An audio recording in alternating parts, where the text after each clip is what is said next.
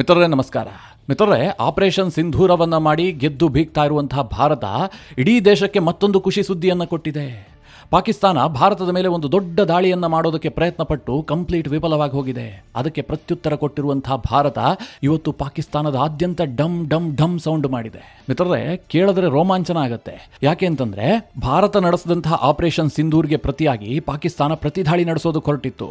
ಕಳೆದ ರಾತ್ರಿ ಅವಂತಿಪುರ, ಪಠಾಣ್ಕೋಟ್, ಜಮ್ಮು, ಜಲಂಧರ್, ಲುಧಿಯಾನಾ, ಭಟಿಂಡಾ, ಚಂಡೀಗಢ ಸೇರಿದಂತೆ ಜಮ್ಮು ಕಾಶ್ಮೀರದಿಂದ ಹಿಡಿದು ಗುಜರಾತ್ವರೆಗೂ ಕೂಡ ಪಾಕಿಸ್ತಾನ ಅಂತಾರಾಷ್ಟ್ರೀಯ ಗಡಿಯಲ್ಲಿ ನಿರಂತರವಾಗಿ ದಾಳಿ ಮಾಡಿತ್ತು.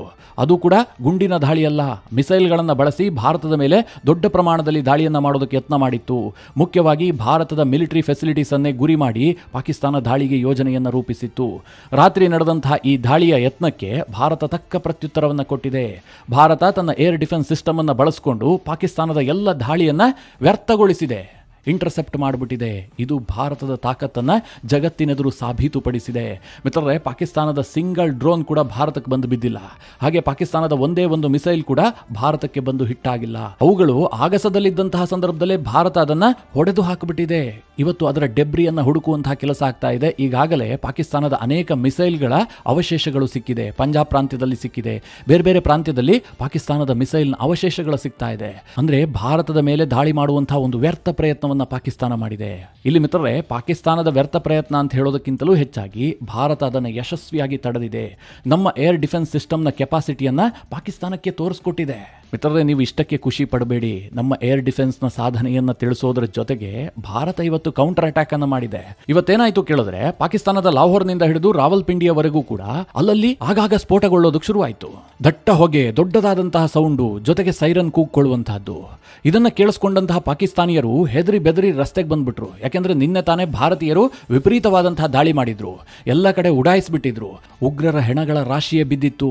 ಇದನ್ನು ನೋಡಿದಂತಹ ಪಾಕಿಸ್ತಾನಿಯರು ಬೆದರು ಹೋಗ್ಬಿಟ್ಟಿದ್ರು. ನಮ್ಮ ಸೇನೆ ಇಷ್ಟೆಲ್ಲ ವಿಫಲವಾಗಿದೆಯಾ ಅಂತ ಹೇಳಿ ಕಂಗಾಲಾಗಿದ್ರು. ಅದಾಗ್ತಿದ್ದ ಹಾಗೆ ಇವತ್ತು ಪಾಕಿಸ್ತಾನದ ರಾವಲ್ಪಿಂಡಿಯಲ್ಲೂ ಸೌಂಡ್ ಆಯ್ತು, ಲಾಹೋರ್ನಲ್ಲೂ ಸೌಂಡ್ ಆಯ್ತು, ಒಂದಾದ ಮೇಲೆ ಒಂದು ಬ್ಲಾಸ್ಟ್ ಆಯ್ತು. ಏನಾಗ್ತಾ ಇದೆ, ಏನ್ ಬಂದು ಬೀಳ್ತಾ ಇದೆ, ಭಾರತ ಯಾವ ರೂಪದಲ್ಲಿ ದಾಳಿ ಮಾಡ್ತಾ ಇದೆ, ಒಂದು ಪಾಕಿಸ್ತಾನಕ್ಕೆ ಗೊತ್ತಾಗದಂತಾಯ್ತು. ಪಾಕಿಸ್ತಾನದ ಜನ ಅಕ್ಷರಶಃ ಬೆದರು ಹೋಗ್ಬಿಟ್ಟಿದ್ರು. ಆ ನಂತರ ಗೊತ್ತಾಗಿದ್ದೇನು ಕೇಳಿದ್ರೆ, ಇದು ಭಾರತ ಡ್ರೋನ್ಗಳನ್ನು ಬಳಸಿ ಮಾಡಿದಂತಹ ದಾಳಿ ಅಂತ. ಯಾಕೋಸ್ಕರವಾಗಿ ಭಾರತ ದಾಳಿ ಮಾಡ್ತು ಕೇಳಿದ್ರೆ, ಪಾಕಿಸ್ತಾನದವರು ಭಾರತಕ್ಕೆ ಪ್ರತಿ ದಾಳಿ ಮಾಡೋದಕ್ಕೆ ಹೊರಟಿದ್ರಲ್ಲ, ಭಾರತದ ಮೇಲೆ ಮಿಸೈಲ್ಗಳನ್ನು ಹಾರಿಸಿದ್ರಲ್ಲ, ಡ್ರೋನ್ಗಳನ್ನು ಹಾರಿಸಿದ್ರಲ್ಲ, ಅದಕ್ಕೆ ಪ್ರತಿಯಾಗಿ ಇವತ್ತು ಭಾರತ ಅಷ್ಟೇ ತೀವ್ರತೆಯ ಡ್ರೋನ್ಗಳ ದಾಳಿಯನ್ನು ಪಾಕಿಸ್ತಾನದ ಮೇಲೆ ಮಾಡಿದೆ. ಮಿತ್ರರೇ, ನಿಮ್ಗೆ ನೆನಪಿರಲಿ, ಭಾರತ ಆಪರೇಷನ್ ಸಿಂಧೂರ್ ಮಾಡಿದಂತಹ ಸಂದರ್ಭದಲ್ಲಿ ಭಾವಲ್ಪುರದವರೆಗೂ ಕೂಡ ಹೋಗಿತ್ತು ಭಾರತದ ಮಿಸೈಲ್ಗಳು. ಆದರೆ ಭಾರತ ಎಲ್ಲೂ ಕೂಡ ಪಾಕಿಸ್ತಾನದ ಸೇನೆಯನ್ನು ಗುರಿಯಾಗಿಸಿ ದಾಳಿ ಮಾಡಿರಲಿಲ್ಲ, ಅಥವಾ ಪಾಕಿಸ್ತಾನದ ಜನಸಾಮಾನ್ಯರನ್ನು ಗುರಿಯಾಗಿಸಿ ದಾಳಿ ಮಾಡಿರಲಿಲ್ಲ. ಕೇವಲ ಉಗ್ರರ ಅಡಗುತಾಣಗಳನ್ನು ಗುರಿಯಾಗಿಸಿ ಮಾತ್ರ ದಾಳಿ ಮಾಡಿದ್ವು. ಅದು ಕೂಡ ಪ್ರಾಪರ್ ಆದಂತಹ ಮಾಹಿತಿಯೊಂದಿಗೆ. ಅಂದ್ರೆ ಎಲ್ಲೆಲ್ಲಿ ಉಗ್ರರ ಟ್ರೈನಿಂಗ್ ಆಗ್ತಾ ಇತ್ತು, ಯಾವ ಮಸೀದಿಯಲ್ಲಿ ಅವರು ಟ್ರೈನಿಂಗ್ ಕೊಡ್ತಾ ಇದ್ರು, ಭಾರತದಲ್ಲಾದಂತಹ ಉಗ್ರ ದಾಳಿಗೂ ಆ ಮಸೀದಿಗೂ ಯಾವ ರೀತಿಯಾಗಿ ಲಿಂಕ್ ಇತ್ತು, ಇದೆಲ್ಲದರ ಬಗ್ಗೆ ಭಾರತದ ಬಳಿಯಲ್ಲಿ ಎಲ್ಲಾ ರೀತಿಯ ದಾಖಲೆಗಳಿದ್ವು. ಆ ದಾಖಲೆಗಳನ್ನು ಆಧರಿಸಿಯೇ ಭಾರತ ದಾಳಿ ಮಾಡಿತ್ತು. ಅಷ್ಟಾದ್ರೂ ಮಿತ್ರರೇ, ಪಾಕಿಸ್ತಾನ ಅದಕ್ಕೆ ಪ್ರತಿ ದಾಳಿಯನ್ನ ಮಾಡೋದಕ್ಕೆ ರಾತ್ರಿ ಯತ್ನ ಮಾಡಿತ್ತಲ್ಲ, ಇದರಿಂದ ಕೋಪಗೊಂಡಂತಹ ಭಾರತೀಯ ಸೇನೆ ಇವತ್ತು ತಕ್ಕ ಪ್ರತ್ಯುತ್ತರವನ್ನ ಕೊಟ್ಟಿದೆ. ಲಾಹೋರ್, ರಾವಲ್ಪಿಂಡಿ ಸೇರಿದಂತೆ ಪಾಕಿಸ್ತಾನದ ಅನೇಕ ಭಾಗಗಳಲ್ಲಿ, ಕರಾಚಿಯಲ್ಲೂ ಕೂಡ ಡ್ರೋನ್ಗಳ ಮೂಲಕ ದಾಳಿ ಮಾಡಲಾಗಿದೆ. ಮಿತ್ರರೇ, ಈಗೇನ್ ವಿಚಾರ ಹೊರಗೆ ಬರ್ತಾ ಇದೆ ಅಂತಂದ್ರೆ, ಪಾಕಿಸ್ತಾನದ ಏರ್ ಡಿಫೆನ್ಸ್ ಸಿಸ್ಟಮ್ ಲಾಹೋರ್ನಲ್ಲಿ ಇತ್ತಲ್ಲ, ಅದನ್ನೇ ಭಾರತ ಈಗ ನಾಶ ಮಾಡಿಬಿಟ್ಟಿದೆ ಅಂತ. ಜೊತೆಗೆ ಪಾಕಿಸ್ತಾನದ ರಡಾರ್ಗಳನ್ನು ಕೂಡ ಧ್ವಂಸ ಮಾಡಲಾಗಿದೆ. ಈ ಮಾಹಿತಿಯನ್ನು ಸ್ವತಃ ಡಿಫೆನ್ಸ್ ಡಿಪಾರ್ಟ್ಮೆಂಟ್ ಈಗ ಹೇಳ್ಕೊಳ್ತಾ ಇದೆ. ಭಾರತೀಯ ಡಿಫೆನ್ಸ್ ಡಿಪಾರ್ಟ್ಮೆಂಟ್ ಹೇಳಿರೋದು. ಮುಖ್ಯವಾಗಿ ಪಾಕಿಸ್ತಾನದ HQ-9 ಏರ್ ಡಿಫೆನ್ಸ್ ಸಿಸ್ಟಮ್ ಅನ್ನ ಭಾರತ ಈಗ ನಾಶ ಮಾಡಿದೆ ಅನ್ನುವಂಥ ಮಾಹಿತಿ ಸಿಗ್ತಾ ಇದೆ. ಮಿತ್ರರೇ, ಇದು ಪಾಕಿಸ್ತಾನಕ್ಕೆ ಮಾತ್ರ ಎಂಬರಾಸ್ಮೆಂಟ್ ಅಲ್ಲ, ಚೀನಾಗೂ ಸಹ. ನಾನು ಹಿಂದಿನ ವಿಡಿಯೋದಲ್ಲೂ ಕೂಡ ನಿಮಗೆ ವಿವರಿಸಿ ಹೇಳಿದ್ದೆ. ಪಾಕಿಸ್ತಾನದ ಬಳಿಯಲ್ಲಿ ಚೈನಾ ನಿರ್ಮಿಸಿರುವಂತಹ ಅತ್ಯಾಧುನಿಕವಾದಂತಹ ಏರ್ ಡಿಫೆನ್ಸ್ ಸಿಸ್ಟಮ್ಗಳಿದ್ದಾವೆ. ಆದರೆ ಭಾರತ ಆಪರೇಷನ್ ಸಿಂಧೂರ ಮಾಡಿದಂತಹ ಸಂದರ್ಭದಲ್ಲಿ ಒಂದೇ ಒಂದು ಮಿಸೈಲ್ ಅನ್ನು ಕೂಡ ಅವರಿಗೆ ತಡೆಯೋದಕ್ಕೆ ಸಾಧ್ಯ ಆಗಿರಲಿಲ್ಲ. ಚೈನಾ ನಿರ್ಮಿತ ಎಲ್ಲ ಏರ್ ಡಿಫೆನ್ಸ್ ಸಿಸ್ಟಮ್ಗಳು ಕೂಡ ಟೋಟಲಿ ಫೇಲ್ಯೂರ್ ಆಗಿಬಿಟ್ಟಿದ್ವು. ಈಗ ಮಿತ್ರರೇ, ಆ ಏರ್ ಡಿಫೆನ್ಸ್ ಸಿಸ್ಟಮ್ ಮೇಲೆ ಭಾರತ ಡ್ರೋನ್ಗಳ ಮೂಲಕ ದಾಳಿ ಮಾಡಿದೆ, ಅದನ್ನೇ ನಾಶ ಮಾಡಿದೆ ಅಂತ ಭಾರತ ಕ್ಲೈಮ್ ಮಾಡ್ತಾ ಇದೆ. ಅಲ್ಲಿಗೆ ಚೈನಾ ಕೊಟ್ಟಂತಹ ಅಸ್ತ್ರಗಳ ಕ್ವಾಲಿಟಿ ಎಷ್ಟಿದೆ, ಪಾಕಿಸ್ತಾನದ ಸಾಮರ್ಥ್ಯ ಎಷ್ಟಿದೆ ಅಂತ ಜಗಜ್ಜಾಹೀರಾಗಿದೆ. ಪಾಕಿಸ್ತಾನದ ಜನ ಹೆದರ್ಕೊಂಡು ಹೋಗ್ತಾ ಇದ್ದಾರೆ. ನಾವು ಈ ಮಿಲಿಟರಿಯನ್ನು ನಂಬ್ಕೊಂಡು ಕೂತಿದೀವಲ್ಲ, ಇಷ್ಟು ದಿನ ಇವ್ರಿಗೆ ಬೆಂಬಲ ಕೊಟ್ವಲ್ಲ, ನಿಮಗೆ ನೆನಪಿರಲಿ, ಪಾಕಿಸ್ತಾನದ ಮಿಲಿಟರಿ ಇವತ್ತೇನಾದರೂ ಅಸ್ತಿತ್ವದಲ್ಲಿದೆ ಅಂತಂದ್ರೆ ಅದಕ್ಕೆ ಮೂಲ ಕಾರಣವೇ ಭಾರತ. ಇಡೀ ವಿಶ್ವದಲ್ಲಿ ಅತ್ಯಂತ ಕರಪ್ಟ್ ಮಿಲಿಟರಿ ಎಲ್ಲಾದರೂ ಇದ್ರೆ ಅದು ಪಾಕಿಸ್ತಾನದಲ್ಲಿ. ಅಷ್ಟು ಭ್ರಷ್ಟಾಚಾರ ಅಲ್ಲಿ ತಾಂಡವವಾಡ್ತಾ ಇದೆ. ಆದರೂ ಕೂಡ ಪಾಕಿಸ್ತಾನದ ಜನ ಬಾಯಿ ಮುಚ್ಕೊಂಡಿದ್ರು. ಯಾಕೆಂದ್ರೆ ಈ ಮಿಲಿಟರಿ ಹೇಳ್ತಾ ಇತ್ತು, ನಿಮ್ಮನ್ನ ನಾವು ಭಾರತೀಯರಿಂದ ರಕ್ಷಿಸಬೇಕು ಅಂತಂದ್ರೆ ನಮ್ಮ ಅಸ್ತಿತ್ವ ಇರಲೇಬೇಕು. ಹೀಗಂತ ಪಾಕಿಸ್ತಾನದ ಜನರಿಗೆ ಮನದಟ್ಟು ಮಾಡಿಬಿಟ್ಟಿದ್ರು. ಇದೇ ಕಾರಣದಿಂದ ಜನ ಬಾಯಿ ಮುಚ್ಕೊಂಡಿದ್ರು. ಏನಾದರೂ ಆಗಲಿ, ಭಾರತದಿಂದ ಇವರು ರಕ್ಷಣೆ ಕೊಡ್ತಾರಲ್ಲ, ಭಾರತ ಯಾವತ್ತೂ ದಾಳಿ ಮಾಡ್ತಾ ಇಲ್ವಲ್ಲ ಅಂತ. ಆದರೆ ಮಿತ್ರರೇ, ಈಗ ಭಾರತ ಹೊಡೆಯೋದಕ್ಕೆ ನಿಂತು ಬಿಟ್ಟಿದೆ. ಆದರೆ ಪಾಕಿಸ್ತಾನದ ಸೇನೆಗೆ ಅದನ್ನು ತಡೆಯೋದಕ್ಕಾಗ್ತಾ ಇಲ್ಲ. ಅವರು ಪ್ರತಿದಾಳಿ ಮಾಡುವಂತಹ ಒತ್ತಡದಲ್ಲಿ ಸಿಕ್ಕ ಮಿಸೈಲ್ಗಳನ್ನು ಭಾರತಕ್ಕೆ ಹಾರಿಸಿದ್ರು. ಆದರೆ ಭಾರತದ ಏರ್ ಡಿಫೆನ್ಸ್ ಸಿಸ್ಟಮ್ ಎಲ್ಲದನ್ನು ಇಂಟರ್ಸೆಪ್ಟ್ ಮಾಡಿದೆ. ಒಂದೇ ಒಂದು ಮಿಸೈಲ್ ಕೂಡ ಭಾರತಕ್ಕೆ ಬಂದು ಹಿಟ್ ಆಗಿಲ್ಲ. ಅಷ್ಟು ನಿಖರವಾಗಿ ಭಾರತದ ಏರ್ ಡಿಫೆನ್ಸ್ ಸಿಸ್ಟಮ್ ಕೆಲಸ ಮಾಡಿದೆ. ಆದರೆ ಪಾಕಿಸ್ತಾನದಲ್ಲಿ ಅದಕ್ಕೆ ಉಲ್ಟಾ, ಟೋಟಲಿ ಫೇಲ್ಯೂರ್ ಆಗ್ತಾ ಇದೆ. ಇದರ ನಡುವೆ ಭಾರತದಲ್ಲಿ ಚರ್ಚೆ ಆಗ್ತಾ ಇತ್ತಲ್ಲ, ಆಪರೇಷನ್ ಸಿಂಧೂರ್ ಅಷ್ಟೇ ನಡೆಯುತ್ತಾ ಅಥವಾ 2.0 ಅಂದರೆ ಆಪರೇಷನ್ ಸಿಂಧೂರ್ನ ಮುಂದುವರೆದ ಭಾಗ ಆಗುತ್ತಾ? ಇದೆಲ್ಲದರ ಬಗ್ಗೆ ಬಹಳ ದೊಡ್ಡ ಚರ್ಚೆ ಆಗ್ತಾ ಇತ್ತು. ಆದರೆ ಇವತ್ತು ಸರ್ವಪಕ್ಷ ಸಭೆಯನ್ನ ಭಾರತ ಸರ್ಕಾರ ಕರೆದಿತ್ತು.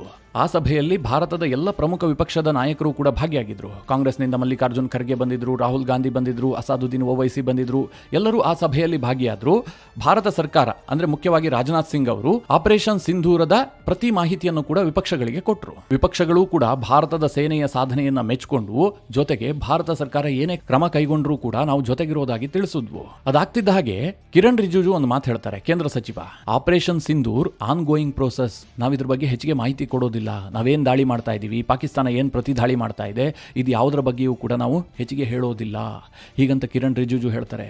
ಮಿತ್ರರೇ, ಆಪರೇಷನ್ ಸಿಂಧೂರ್ ಆದ ಬಳಿಕವೂ ಕೂಡ ಭಾರತೀಯ ಸೇನೆ ಸ್ಪಷ್ಟೀಕರಣ ಕೊಡ್ತಲ್ಲ, ಅವರೊಂದು ಪ್ರೆಸ್ ಮೀಟ್ ಮಾಡಿದ್ರಲ್ಲ, ಆಗ್ಲೂ ಸಹ ಭಾರತ ಯಾವ ರೂಪದಲ್ಲಿ ದಾಳಿ ಮಾಡಿದೆ ಯಾವುದನ್ನು ಹೇಳಿಲ್ಲ. ನಾವು ಯಾವ್ಯಾವ ಟಾರ್ಗೆಟನ್ನು ಹಿಟ್ ಮಾಡಿದ್ದೀವಿ, ಅದಕ್ಕೆ ಏನು ಕಾರಣ ಅನ್ನೋದನ್ನು ಮಾತ್ರ ಭಾರತೀಯ ಸೇನೆ ಹೇಳಿತ್ತು. ಅಂದರೆ ಆಗಲೇ ಸ್ಪಷ್ಟವಾಗಿತ್ತು ಇದು ಆನ್ ಗ್ರೋಯಿಂಗ್ ಪ್ರೋಸೆಸ್ ಅಂತ. ಈಗಲೂ ಸಹ ಕಿರಣ್ ರಿಜಿಜು ಅದನ್ನೇ ಹೇಳಿದ್ದಾರೆ, ಇದು ನಿರಂತರವಾದಂತಹ ಪ್ರಕ್ರಿಯೆ ನಡೀತಾ ಇದೆ. ಅಂದರೆ ಈ ಆಪರೇಷನ್ ಇಲ್ಲಿಗೆ ನಿಂತಿಲ್ಲ. ಪಾಕಿಸ್ತಾನ ಎಲ್ಲಿಯವರೆಗೂ ಪ್ರತಿ ದಾಳಿ ಮಾಡುತ್ತೋ ಅಲ್ಲಿಯವರೆಗೂ ಕೂಡ ಅವ್ರು ಮಾಡಿದಂಥ ದಾಳಿಗೆ ದುಪ್ಪಟ್ಟು ದಾಳಿಯನ್ನು ನಾವು ಮಾಡ್ತೀವಿ. ನಮಗೆ ಆ ಸಾಮರ್ಥ್ಯನೂ ಇದೆ, ನಾವು ಅದನ್ನು ಮಾಡಿಯೇ ತೀರ್ತೀವಿ ಅಂತ ಭಾರತ ಹೇಳಿದೆ.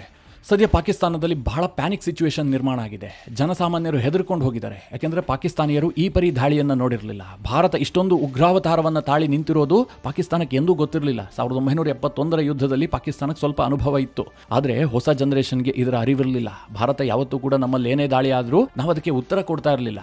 ಪಾಕಿಸ್ತಾನದ ಪ್ರಚೋದನೆಯಿಂದ ಭಾರತದಲ್ಲಿ ನೂರಾರು ದಾಳಿಯಾಗಿದೆ. ಯಾವುದಕ್ಕೂ ನಾವು ದೊಡ್ಡ ಪ್ರಮಾಣದಲ್ಲಿ ಉತ್ತರ ಕೊಟ್ಟಿರಲಿಲ್ಲ. ಏರ್ ಸ್ಟ್ರೈಕ್ ಇರಬಹುದು, ಸರ್ಜಿಕಲ್ ಸ್ಟ್ರೈಕ್ ಇರಬಹುದು, ಭಾರತ ಕೇವಲ ಒಂದೇ ಟಾರ್ಗೆಟ್ ಅನ್ನು ಮಾತ್ರ ಗುರಿಯಾಗಿಸಿ ದಾಳಿ ಮಾಡಿತ್ತು. ಪಾಕಿಸ್ತಾನಕ್ಕೆ ಅದರ ಬಿಸಿ ಮುಟ್ಟಿರಲಿಲ್ಲ.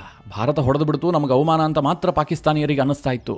ಆದರೆ ಮಿತ್ರರೇ, ಈಗ ಭಾರತ ದಾಳಿ ಮಾಡ್ತಾ ಇದೆಯಲ್ಲ, ಕೇವಲ ಒಂದು ಭಾಗಕ್ಕೆ ಸೀಮಿತವಾಗಿಲ್ಲ, ಒಂದು ಟಾರ್ಗೆಟ್ಗೆ ಸೀಮಿತವಾಗಿಲ್ಲ. ಇಡೀ ಪಾಕಿಸ್ತಾನದಾದ್ಯಂತ ಡ್ರೋನ್ಗಳನ್ನು ಬಳಸಿ ಎಲ್ಲೆಂದರಲ್ಲಿ ದಾಳಿ ಮಾಡ್ತಾ ಇದೆ. ಇದು ಹೀಗೆ ಮುಂದುವರೆದ್ರೆ ಇಡೀ ಪಾಕಿಸ್ತಾನ ಯುದ್ಧ ಭೂಮಿ ಆಗುತ್ತೆ. ಆದರೆ ಮಿತ್ರರೇ, ಈ ಪಾಕಿಸ್ತಾನದವರು ಎಂತಹ ರಣಹೇಡಿಗಳು ಅಂತಂದ್ರೆ, ಅವರು ಭಾರತದ ಸೇನೆ ಹೊಡಿತಾ ಇದೆಯಲ್ಲ, ಅದಕ್ಕೆ ತಕ್ಕ ಪ್ರತ್ಯುತ್ತರವನ್ನು ಕೊಡ್ತಾ ಇಲ್ಲ. ನಮ್ಮ ಅಮಾಯಕ ಜನರನ್ನ ಗುರಿಯಾಗಿಸಿ ದಾಳಿ ಮಾಡ್ತಾ ಇದೆ. ಅದು ರಜೌರಿ ಇರಬಹುದು, ಪೂಂಚ್ ಇರಬಹುದು, ಈ ಸೆಕ್ಟರ್ನಲ್ಲಿ ನಿರಂತರವಾಗಿ ಯುದ್ಧ ವಿರಾಮವನ್ನು ಉಲ್ಲಂಘನೆ ಮಾಡಿ ಆರ್ಟಿಲರಿಗಳನ್ನು ಬಳಸಿ ದಾಳಿ ಮಾಡ್ತಾ ಇದ್ದಾರೆ. ಇದರಿಂದ ನಮ್ಮ ಅಮಾಯಕ ಜನರು ಸತ್ತೋಗ್ತಾ ಇದ್ದಾರೆ. ಸೇನೆಯನ್ನ ಗುರಿಯಾಗಿಸಿ ಅವರು ದಾಳಿ ಮಾಡೋದಕ್ಕೆ ಸಾಧ್ಯ ಆಗ್ತಾ ಇಲ್ಲ. ಇದರ ನಡುವೆ ಮಿತ್ರರೇ, ಭಾರತಕ್ಕೆ ಬಲೂಚ್ ಲಿಬರೇಷನ್ ಆರ್ಮಿಯು ಕೂಡ ದೊಡ್ಡ ಸಹಾಯ ಮಾಡುವಂತೆ ಕಂಡು ಬರ್ತಾ ಇದೆ. ಯಾಕೆ ಅಂತಂದ್ರೆ, ಪಾಕಿಸ್ತಾನದೊಳಗೆ ಅವರು ಕೂಡ ದೀಪಾವಳಿ ಆಚರಣೆ ಮಾಡೋದಕ್ಕೆ ಶುರು ಮಾಡಿಬಿಟ್ಟಿದ್ದಾರೆ. ಇವತ್ತು ಪಾಕಿಸ್ತಾನದ 14 ಸೈನಿಕರನ್ನ ಚೆಂಡಾಡಿದ್ದಾರೆ. ಇದು ಪಾಕಿಸ್ತಾನಕ್ಕೆ ಗಾಯದ ಮೇಲಿನ ಬರೆ. ಹೇಗೆ ಇವತ್ತು ದಾಳಿ ಆಗಿದೆ ಅಂತಂದ್ರೆ, BLAದ special tactical operation squad, STOS ಅಂತ ಇವರನ್ನ ಕರೆಯಲಾಗುತ್ತೆ. ಇವರು ರಿಮೋಟ್ ಕಂಟ್ರೋಲ್ IEDಯನ್ನ ಬಳಸಿ ಪಾಕಿಸ್ತಾನದ ಸೈನಿಕರ ಜೀಪ್ ಅನ್ನೇ ಉಡಾಯಿಸಿದ್ದಾರೆ.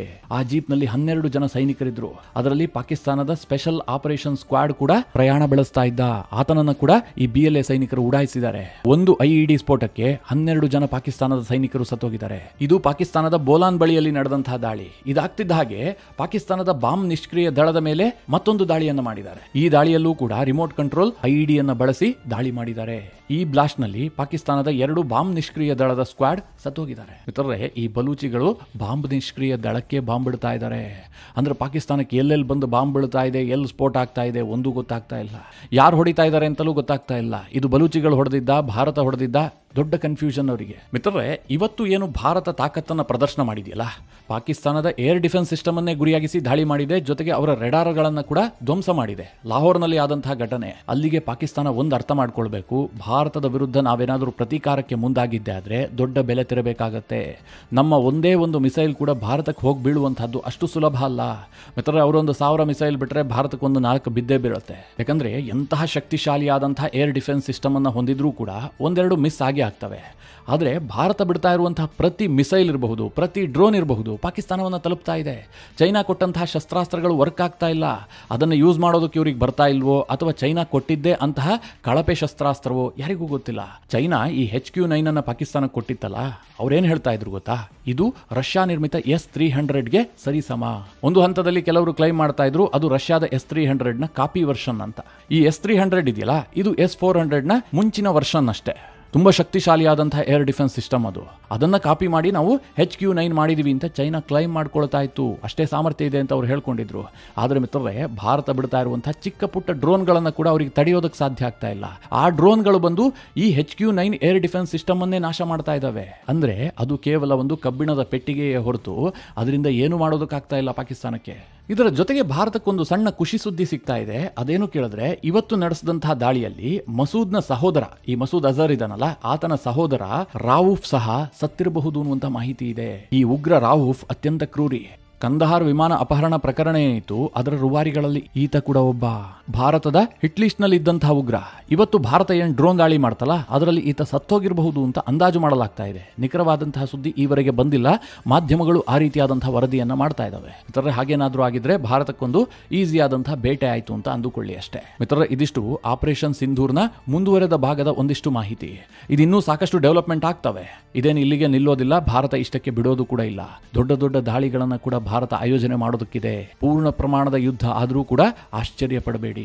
ಈ ಬಾರಿ ಭಾರತ ಏನೋ ದೊಡ್ಡದೊಂದು ನಿರ್ಧಾರ ಮಾಡದಂತೆಯೂ ಕೂಡ ಕಂಡು ಬರ್ತಾ ಇದೆ. ಆ ಬಗ್ಗೆ ಮುಂದಿನ ವಿಡಿಯೋಗಳಲ್ಲಿ ನಿಮಗೆ ತಿಳಿಸ್ಕೊಡುವಂತಹ ಪ್ರಯತ್ನ ಮಾಡ್ತೀನಿ. ಇವತ್ತಿನ ಬೆಳವಣಿಗೆಗಳ ಬಗ್ಗೆ ನಿಮ್ಮ ಅನಿಸಿಕೆ, ಅಭಿಪ್ರಾಯಗಳೇನು? ಕಮೆಂಟ್ ಮಾಡುವ ಮೂಲಕ ನಮಗೆ ತಿಳಿಸಿ. ಹಾಗೆ ನಿಮಗೆ ಈ ವಿಡಿಯೋ ಇಷ್ಟವಾದರೆ ಲೈಕ್ ಮಾಡಿ. ಜೊತೆಗೆ ನೀವಿನ್ನೂ ನಿಮ್ಮ ನೆಚ್ಚಿನ ಸಂಸ್ಕಾರ ಸೌರಭ ಯೂಟ್ಯೂಬ್ ಚಾನಲ್ನ ಸಬ್ಸ್ಕ್ರೈಬ್ ಮಾಡಿಲ್ಲ ಅಂತಾದರೆ ಈ ಕೂಡಲೇ ಸಬ್ಸ್ಕ್ರೈಬ್ ಮಾಡಿ. ಮುಂದಿನ ಎಲ್ಲ ಅಪ್ಡೇಟ್ಗಳ ನೋಟಿಫಿಕೇಷನ್ಗಾಗಿ